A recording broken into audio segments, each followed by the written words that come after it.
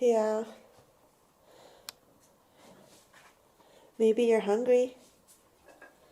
Okay.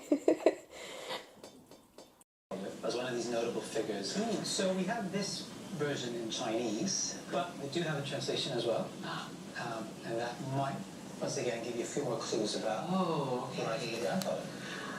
At 18, he went to Burma to work. He opened a general store with some partners and then started. Still doesn't really explain to me what was so improper about his childhood.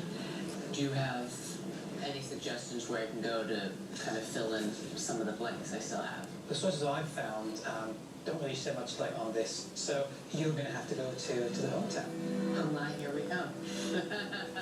Hey, now. I feel fortunate. Okay. I mean, I already feel like I